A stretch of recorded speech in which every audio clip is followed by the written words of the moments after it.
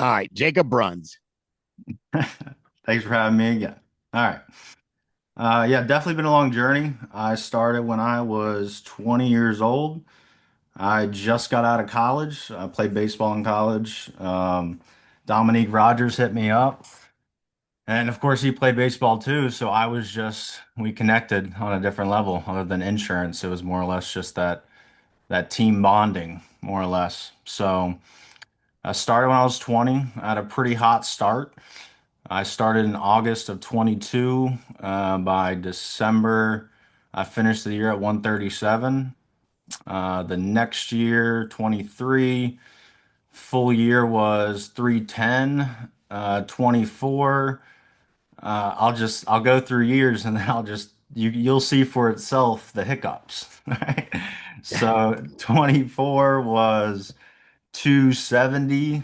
25 was like 120. That was last year. Um, it's been a lot of ups and downs. Number one, I think that consistency is everything. I think that whenever you have momentum going forward in this business, that's everything. It's extremely hard to get back, but once you get it and you roll with it, it works. But once you stop and lose it all, it's like playing baseball.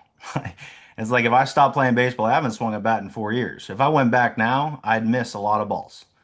Right? So like over the years, it's really just been about consistency. And obviously, consistency in this business means like consistently showing up every single day, dialing the phone, reaching out to clients, like making sure that your numbers are consistent. Because what happened with me is I would go out and write a $40,000 month, and then the next month I just sit back because I have no responsibilities. I don't have a wife, I don't have kids, I don't have anyone that I'm responsible for. So like I would write 40 grand and be good. I'd write 20 grand the next month, and then I'd write $0 the month after. And then I'd be stuck in chargebacks. And then the next month I would just be working out of the chargebacks. And then the next month, then I would finally get paid. So it was all these ups and downs of like inconsistent results to where like my mental would just like be fighting itself. Like I knew this business worked and I knew that it worked for me and I knew how to make it work, but I was just so inconsistent. So, um, shoot, now for the past 2 months, I feel like I feel like it's just been a long time coming of just like I know what it takes. I know how to make it work. I know that lead flow equals cash flow, and I know that if you're consistent in buying leads every week and you're consistent in calling and working, but also you're consistent in training. Like because every single time that I stopped working, every single time that I like just put everything away, stopped calling people, stopped reaching out, I thought that like all these clients hated me, they were canceling on me. It was like it wasn't that. Just because every time they called me to ask me a question, I'd run away. Because I'd be so scared of the fact that they were just calling to cancel. I'm like, oh, here's another chargeback. You know what I mean? So, past 2 months. I just finally told myself, I was like, all right, it's all or nothing. It's like we came to a point in this business to where like I need to prove it to myself that I can actually do this. Like I know what's possible and everyone else should too. It's like you see everyone else's success on a day-to-day basis and you're like, how are they doing that? Like they're normal. Like look at Frank's AP right now. He's at $36,000. I'm like, bro, I'm like, how does this work? But it's like if you just consistently buy leads, you consistently are on trainings every week, you're consistently like kind of dialed into live dials, like helping other agents, like getting other agents started, like seeing new agents make their first sales, like things that will just keep you going in this business is like what you need because that breathes life into your business. Like for me, I was only worried about me. So like when I first started, it was just like, what can I do this week? I'll be good. Like my numbers, I'll be good. But then the next month it'd be debt, debt, debt, debt, debt, and then it'd just be writing out of it. And it was just this repetitive process of like fighting against myself.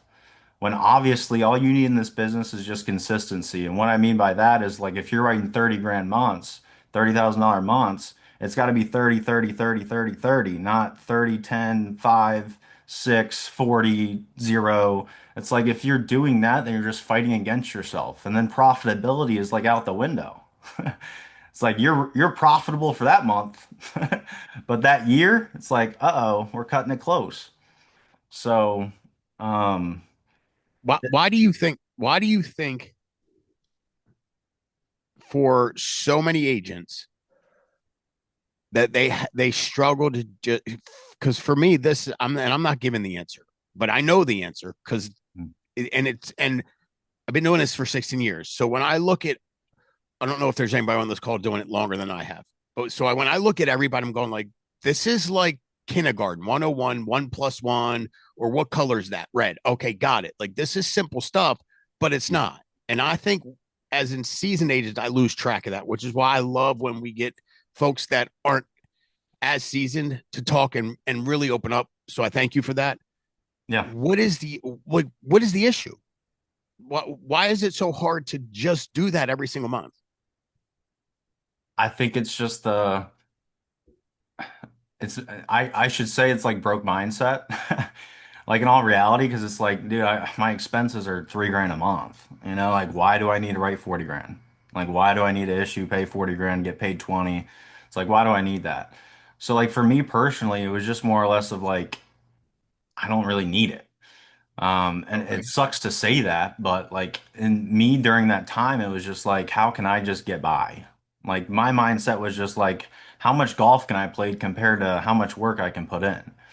You know what I mean? So like I was always about like the activities rather than just the work because I knew that I could come back and like make it work at any point, right? But it was that mental thing in my mind of like, I don't really need to do that much.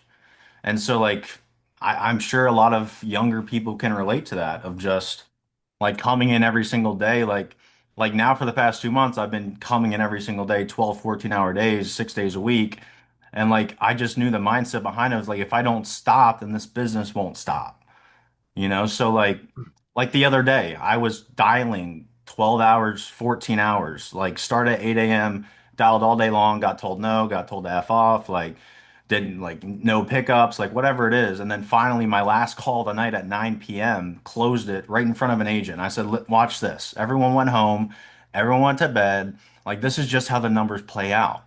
But like it took me so long to develop that mindset of just like if you keep going, it always works out.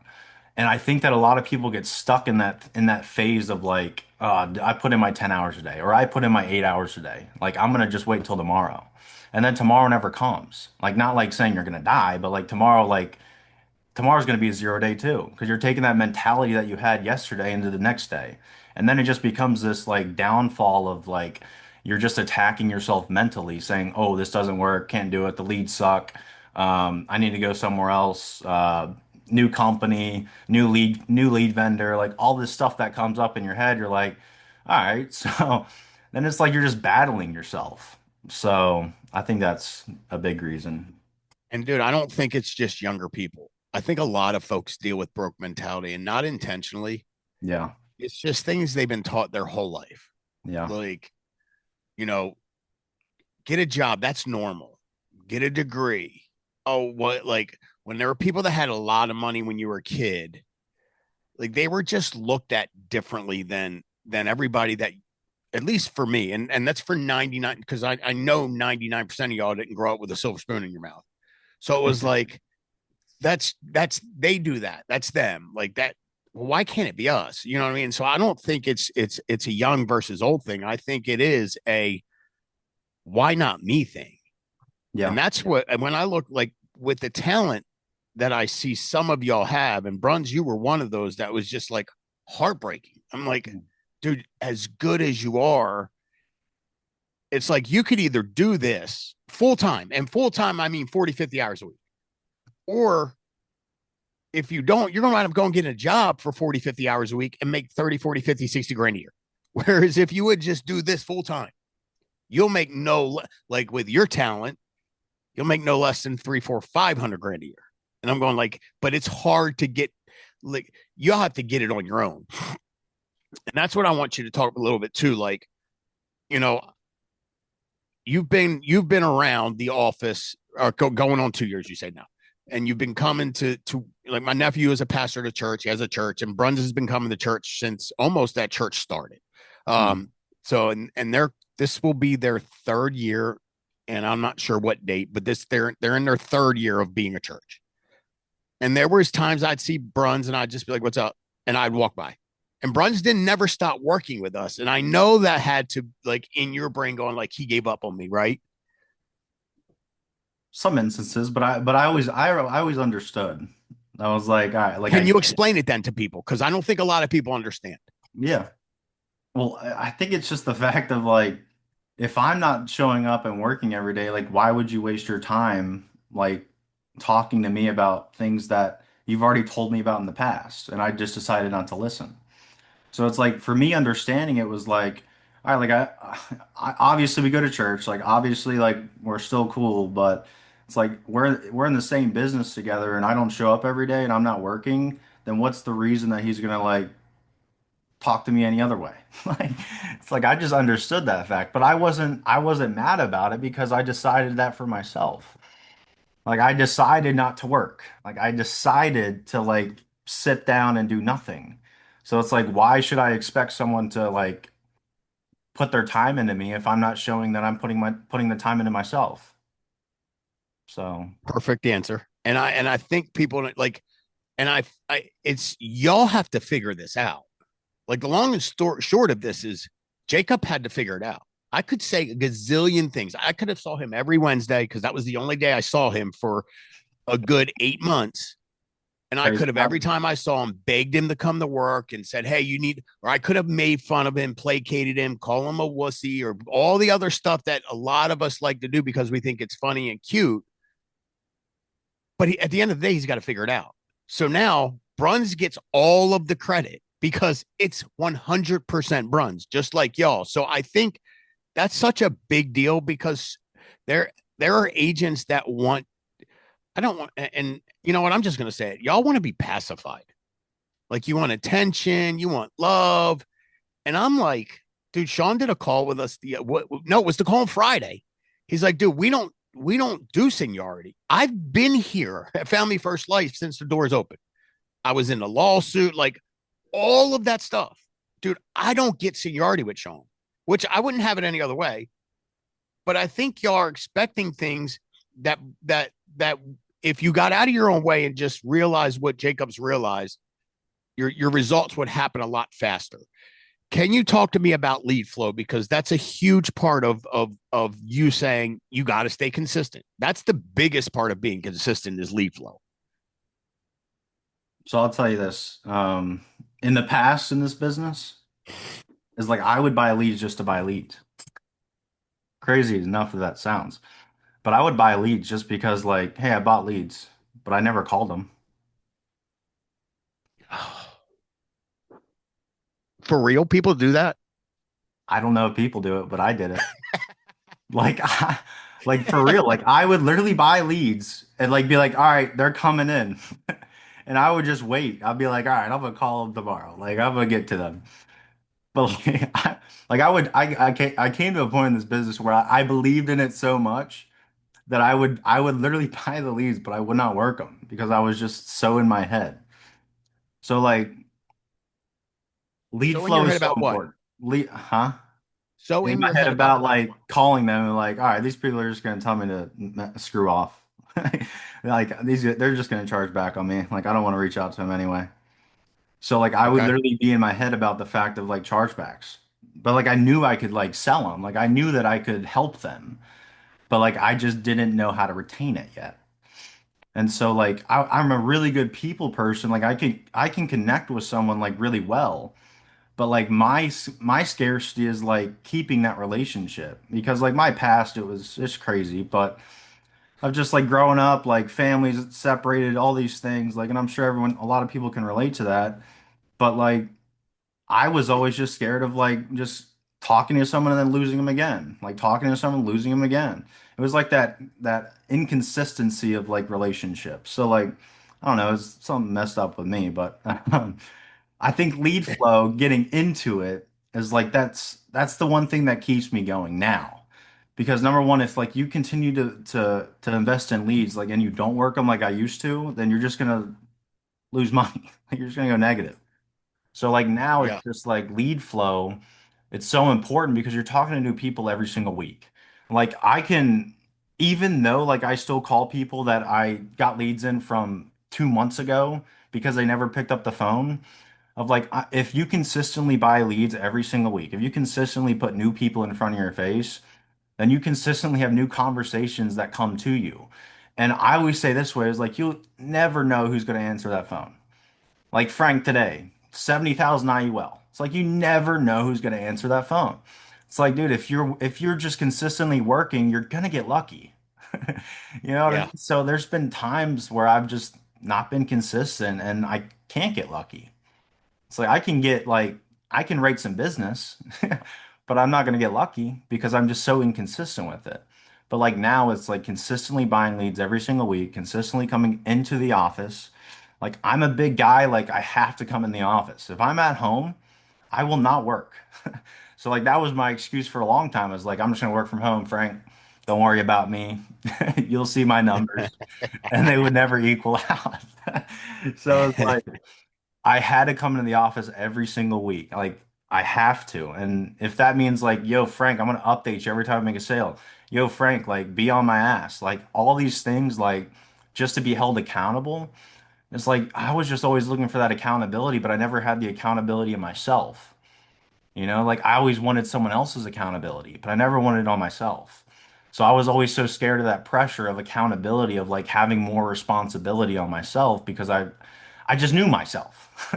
I just knew myself. I wasn't gonna handle it responsibly. So I think with how things are going now, just consistently coming into the office every single day and just setting like a schedule in place of like shit, my schedule lately, it's just been like consistently coming in, working 10, 12 hours a day, coming in at 9 a.m., not leaving until 9, 10. If I don't close an app during the day, like I'm not leaving the office. It's because I know I'm getting consistent lead flow. Like I know I'm getting consistent lead flow. I know that leads are coming in. If I don't close an app, I'm going to go back to my leads that came in a month ago, 30 days ago, 45 days ago. It's like you'll be so surprised how many people pick up and are like, "Oh yeah, been waiting for your call." It's like I've called you Yeah. 87 times. It's like, you've been waiting. Where you been? I've been waiting on you to pick up. But like for real, like that, it's big. So Well, that's you said two things that are really huge. One is you're not leaving until you get one. And I think a lot of folks just stop too soon. yeah. And that's really sad um, for a multitude of different reasons. But the other thing he said was he was afraid to commit because he knew he was good. It's almost like if you commit to buying leads every week, if you commit to coming in an office, you almost have to, Hmm. right? And he didn't want to commit to it because he didn't want to be tied to it. And that's the whole point of either you tie yourself to this and his Bruns' schedule right now is crazy, but it ain't going to be like that forever. Like if y'all could follow Jamie and I around for a month, 2 months, you'd be like, I would love to be able to just live the life y'all do with the freedom you have because I can work from anywhere. So can Jamie. I just need my phone. She might need her computer, but I don't.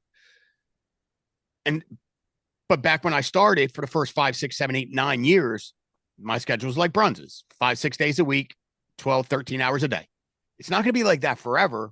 You just have to commit to it. And I think a lot of y'all are so afraid to commit, going, I'm in, I'm in, I'm in, put it in writing, say it in a group, hire, recruit some agents because they'll keep you accountable. It's Mhm. really easy to not be accountable when nobody's looking at you. But now Bruns has got what? How many new agents you start in the last 2 weeks? We got 5 brand new writers. Five in the last 2 weeks, five. But if he's not there, guess what happens to those five agents? They're not here. Bye bye. So Brun's given up the right to not be accountable because now he's got people watching him. I think if y'all would trick yourself into figuring out a way to make yourself accountable, which is what all Bruns did, because it's all here. He battled with it for 3.5 years. Sometimes he had to figure it out, sometimes he didn't. Now we're not going to let him go back. Like it's not an option now. Can you walk us through that process of how you committed, convince yourself to just commit and stop being in your head. Stop being in your head with looking at leads going, they're just going to tell me to F off. They're going to say no. It's going to be a chargeback, because that is the kiss of death in this industry. Yeah. Yeah, I think you hear it a lot, but I think I just got sick and tired of being sick and tired. Because I'd be rich one month, but broke as shit the next. So, like, and I felt rich myself. You know what I mean? So like I got so sick and tired of just that inconsistency of like, hey, I can go do this, but hey, now I can't. So it's like I just told myself, I was like, listen, I know it works. I know I'm really good at it. And I know if I can just consistently do it for a consistent amount of time, whether that be 6 months, 12 months, 2 years, it doesn't matter how long it takes. I know that if I can consistently do it, that at the end of the year, I'm going to look back and be like, holy, like that's what it produces. So like I just told myself finally of like I'm okay. I'm okay with me. Like I'm good with who I am. Like I know I found my purpose and that's Jesus. And I think that that was a big push towards everything and it took a while for that too. Of like just understanding everything, but also like just getting in my head that no matter what happens on a day-to-day basis that it's my fault, number one, but it's not about like who I am as a person. It's like everyone else has a lot of stuff going on. Like everyone that you're calling every day, you do not know what they're going through. So like whenever they answer like pissed off, yell at me like, "What are you calling for? This." It's like if you can just meet their tone, match them where they're at, and then bring them back down to like real life of like, "Hey, I'm just like you." It's like if you can connect on people on that type of level, then it like brings like a little bit of humanity inside of you.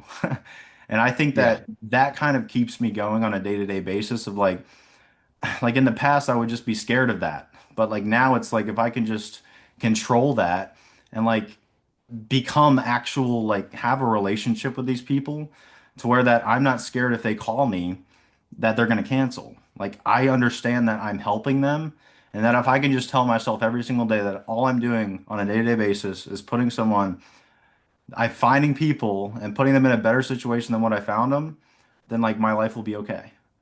So For sure. like I think it's just telling myself every single day. I'm just reinforcing my mindset of like this is me. This is who I am. This is what we're gonna do. We're not gonna stop until we do it. And if I can just finish the day with like, hey, I put in this amount of activity, I talked to this many people. If I close someone, cool. If I didn't, I'm definitely closing someone the next day, if not four or five. Like if you can just consistently tell yourself on a day-to-day basis that like this is me and I'm okay with me, then it will work out. So, I love that. And I also think, Bruns, it's pretty simple when you know you're doing the right thing. yeah. You know what I mean? Like when you're doing right by your clients, you're putting them in the best product for them with the company that's going to give them the best rate and the best deal. Why are you worried about if they're calling you?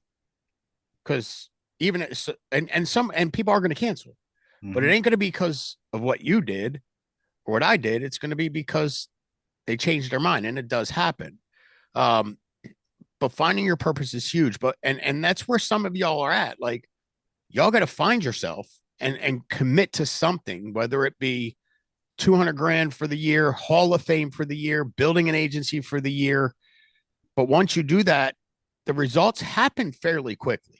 It's not like, and when I say fairly quickly, I'm talking about in comparison to every other business you can try and build out there. Like this is the greatest industry in the world. You can't convince me otherwise. In fact, insurance has generated the most millionaires inside the United States than any other industry in the country. That speaks volumes. Um, so I want to get to some of your word tracks and your phone scripts because we did mindset's huge and honestly it's the most important thing we're going to talk about on this call. Period. End of story.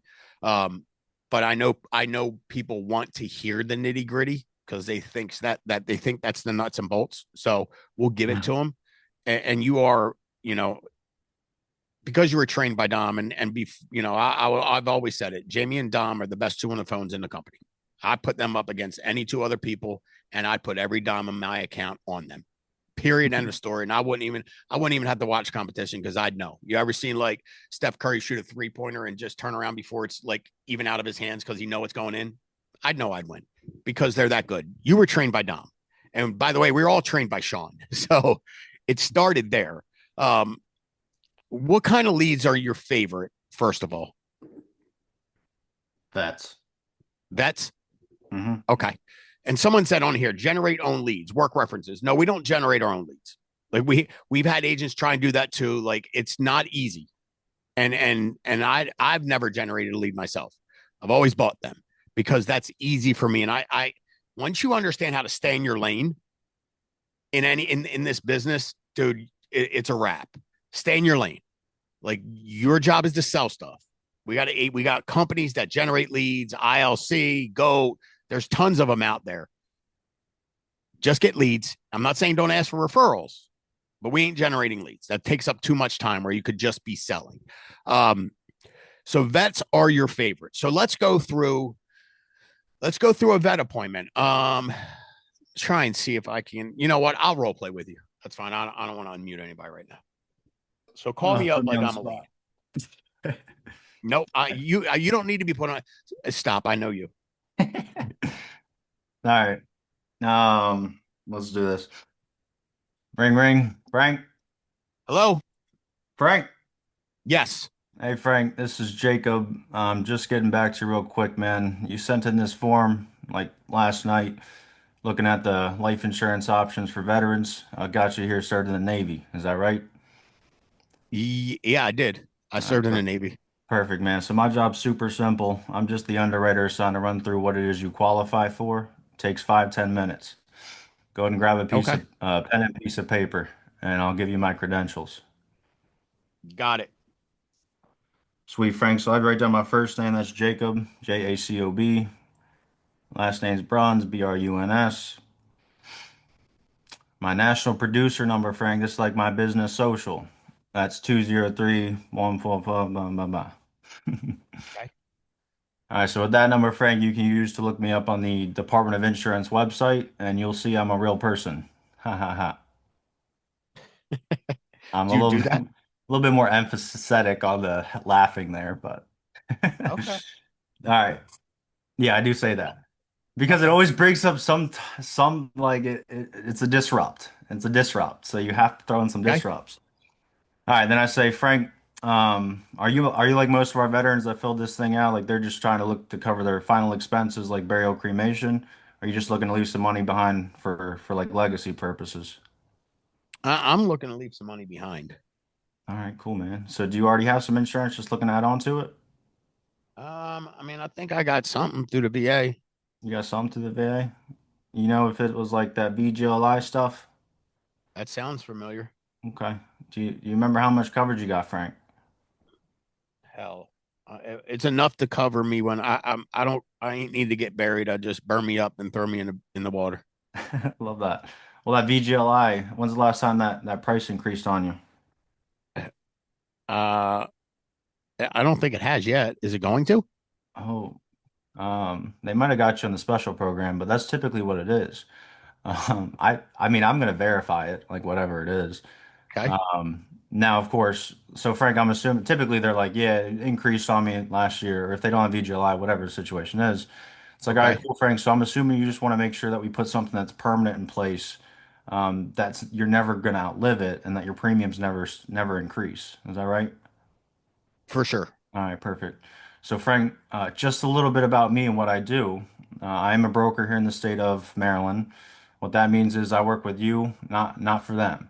All right, so we work with about 40 different insurance companies. Some are on the VA sector, some are on the private sector. My job is to assess your situation and point you in the right direction. Does that make sense, Frank? Yeah. All right, cool, Got it. man. So what we're going to do today, Frank, is I'm going to run through this sheet with you. It's going to ask a couple different health questions, a couple different financials, and then based on what you tell me, I'm going to do all the shopping for you. See which carrier is going to approve you at the lowest rates. Does that make sense? Yep. All right, cool. Now, Frank, once we do find that company, we're going to run through some options. You're going to pick a plan and price that fits you, and then all we do is send that into the insurance company to get that approved. Does all that make sense? So far, All right, perfect. Frank, got your age of 74, is that right? sure. And then I just go to the financial inventory, fill that thing out. Do you have anything that acts like life insurance, 401ks, IRAs, TSPs? I got TSP. All right, sweet. You remember how much you got in there? Last time I looked, it was like 100 grand. Check that out. In this case, Right. I always just kind of leave it to the side. I'm like, all right, cool. We'll talk about that in a little bit once we handle these insurance things. And then from there, after I do the financial inventory, I just summarize everything that we're doing. So I'll say like, Frank, so just to summarize exactly what we're looking for is you just want to make sure that you're leaving a little bit of a legacy behind, even if you outlive that current one you got, if it's term insurance, whatever it is. You just want to make sure that Yeah. you're leaving something behind, no matter how long you Yep. live, right? For Cool. sure. And I'll just pull up a carrier. I typically just do three options. Say, hey, Frank, which one makes the most sense financially? What gives you the most peace of mind? Like I'm I'm not like I promise you, I'm not like some sales expert, but I just and a lot of times that's not how it goes. Like a lot of times it's like maybe the first 5 minutes I got to connect with them. Maybe the first 5 minutes they'll tell me their life story because they can't, oh, I don't care. They're just not opening up. So like I'll slow down so that they can open up. So I'll just say, hey Frank, I see you served in the Navy. How long did you serve, man? 20 years. 20 years, man. That's a long time. I'm assuming you traveled all over the world, or did you stay local? No, I was everywhere. You were everywhere. What are some of the countries that you visited, man? Thailand. I've been to, Thailand, you got them lady boys. yeah, buddy. South Korea. I've been to Hawaii. I've been to Mexico. Like, Oh my yeah, gosh. Frank, you have some kids running around you don't know about? probably. Now, I'm not gonna say this if it's a man, and like I'm gonna read the room, but like there's just all different scenarios to like get them to open up and like connect with them on like a deeper level than just insurance. Yeah. Like people buy from people that they like and trust. So like if I can't get them to like me, I'm never going to get them to buy insurance. So why would I even go further? Like why would I continue the conversation if they're just being short? Uh, yeah, man. Hey, Frank, is this something that's important to you or not so much? It's like I will just ask them these like just close-ended questions so that like I can bring more value to it because if we just sit there and keep going, we're never going to get anywhere. So, Dude, I love that because I think a lot of people are like, I didn't care either. All right, next. Like, if I got in a home back when I was running, which is so long, like I was in the home, but if someone was like not opening up, I'd start packing my stuff up, be like, I'm out. You know what I mhm. mean? Because you can't push a rope. You also can have that attitude when you have a ton of leads. Ain't that true, Bruns? Absolutely. When you got like 6 leads, man, you're hanging on to every one of those things because your life depends on it. But there's some things that y'all like. I hope you picked up on. Like, dude, well, do you have any money in the TSP? Yeah, I had 100 grand. Okay, let's get this through this insurance stuff. Like, it's it's just very basic and simple stuff. Like, let's get through the insurance stuff. Like, let's go through this application first, and then we'll address your 401. Like, it's not. I don't say proper, but dude, like people don't want to talk to someone all uptight and like they're so tight they could give them a lump of coal, they'll squeeze out a diamond. You know what I mean? Like what? So I think that it goes a long way for Bruns because he's just so chill. He's half like I don't care. I care about you, but I don't care. And you can tell in the tone of his voice. And I can hear him dial. He's in here every day dialing, and I can hear him. This is the way he talks. It's always right where he's at, and it works for him. Now, if you're not him, and you're like Andrew Taylor's that way, he's very just low and chill. That's not my mo. I can't do what Bruns does. I can say what he says, but I'm more of a like I'm loud and I talk with my hands and even when people are at my house, they're like, "Why are you screaming?" I'm like, "No, I'm just having a conversation." Like, ask my son. And when he was talking about the 36,000, that wasn't me. I haven't sold insurance in a long time. That was my son. But like, people are always at the house and they're like, "Why is your dad screaming?" No, I'm just talking. So y'all got to find who you are. Bruns has found out who he is, and it works for him. But you can all say, like, I could say the same stuff, like, "All right, Bruns, we'll hit on that TSP once we're done with the insurance stuff." I might not say it in the tone he's saying it, but I'm still going to say, and it's going to do the same thing. Um, so can we hit on some objections? How do you try to identify them early? Oh yeah. Okay, give me some of your word tracks to try and pull out my objections. Well, it's typically like you'll get like the main objections of like, I can't afford it, I don't qualify, I'm not interested, don't want, I gotta talk to the wife. Okay, Like I'll that's a tell you big that, one. yeah, The wife. yeah, Hit on that because at least twice a week somebody's like, "Well, I talked to somebody and they said they made the decisions, but then at the end they told me I had to talk to their wife." Like, yep. I happens love every time. this. So Okay, this yeah, is hit on this that. is what I number one, like if you get like a man on the phone and every single time he's going to talk to his wife, doesn't matter what it is, doesn't matter who he is. It's good. Well, I wouldn't say that. There's been very few to none that have not wanted to talk to the wife. So number one, I always, hey man, when are you gonna be home with your wife? Like your wife and you are both the same age. Like let's just go through this together. So like just knock that out of the park right there. Like, because dude, typically whenever I get the wife on there too, and I can like talk to her of like how I talk to my grandma and make her like me. Doesn't matter what the husband says. She overrides everything. Like I had one the other day. He was like, "All right, we're just gonna do the 5,000 for 50 something bucks." The wife came in. Blah blah blah blah blah. And I was like, "Hey, what's up, Nancy?" And she was like, "Oh, what's up?" And so she was like, "Hey, let's just do the 10,000 for 125." I said, "Nancy, I love the way you think." And he started laughing. It's like it always overrides the husband. So number one, never do one-legged appointments. Number two, if you get to the point to where like, oh, I handle all these on my own, like my wife's out of state or whatever it is, I always just like say these up front. It's like, hey man, like, do you have a car? It's like, yes. Okay. Do you fill up your car every month? Like, how many times do you fill up your gas tank on a monthly basis? Probably two, three times. Sorry, cool man. How much does it cost you to fill up your gas tank? Oh, probably 150 bucks. Okay, cool. Now, do you use that for like to get to and from work, like to provide for your wife, right? Yeah, exactly. Okay, cool. So this plan right here is going to leave behind your wife $20,000 of insurance for $150 a month. So do you think that you want to go to your wife with a problem or solution? Say, hey, honey, I got this $20,000 policy that on the day I die, this is going to be left behind to you. Do you really think that you need her permission to provide for her? And I Mm, just shut up. And sometimes it like works, sometimes it doesn't. But it's like if you can go to the point of like, listen, like you're the man of the house, like you provide. I understand your wife makes decisions with you, like it's cool. But it's like this is more important than filling up your gas tank because if you drive that car and you get hit tomorrow and you die, this is the only thing that's paying out. Like your car's going to be wrecked. So you just wasted for sure. $150. You know what I mean? So it's like I always just bring Yeah. them to the realization of like real life of like, listen, like this is to provide for your wife. Do you really think you need permission from her to actually like look into this and provide for her? Like, wouldn't you rather go Right. to your wife with a solution, not a problem?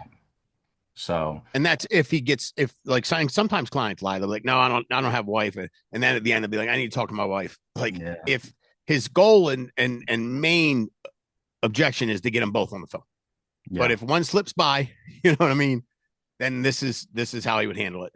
Curtis is going, I need to think about it a lot, trying to figure out a way around that. It's there's like two or three objections. Can't afford it, yep. need to think about it, or I don't qualify.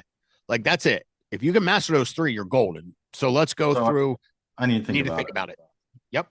Perfect, Frank. I completely understand. This is definitely something you need to think about.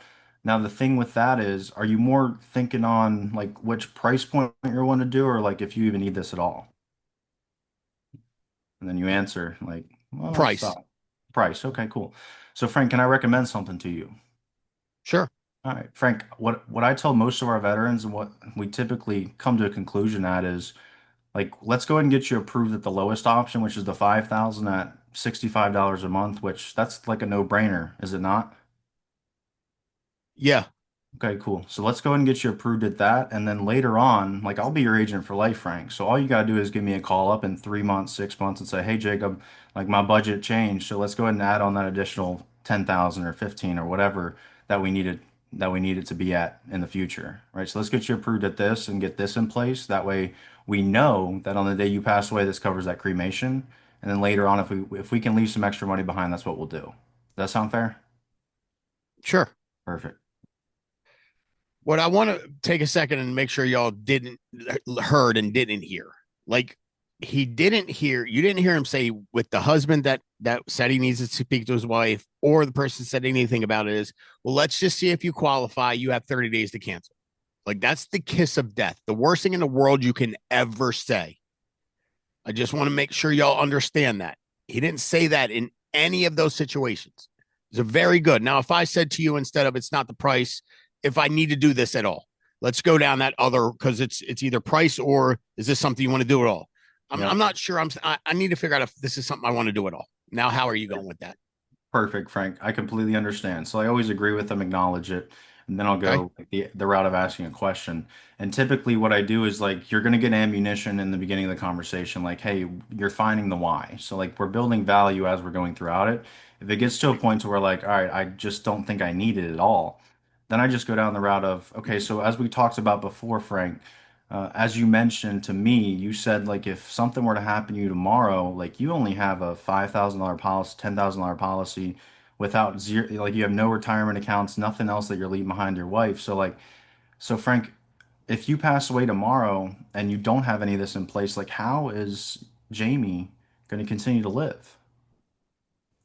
And it's like I just lower my tone and I like genuinely care about that situation. And so I just bring up more value in that point. I just keep asking questions. And it'll be like, how is Jamie going to continue to live? Like without your income, without you leaving her anything behind, like how is she going to make that happen? And then you'll explain, I'm not sure. Like I don't know. It's like, okay, so are you sure you don't really want it, or is it just the fact that you just might not think you can afford it right now? And then that's where I'll go back to, hey, Frank, can I recommend something to you? It's like Yeah, I'm always like on their side throughout the entire conversation, but like it's never like a it's never like a fact of I don't want it because this is a need-based product. Everyone needs life insurance. If the guy has 100 grand, he wouldn't call me in the first place.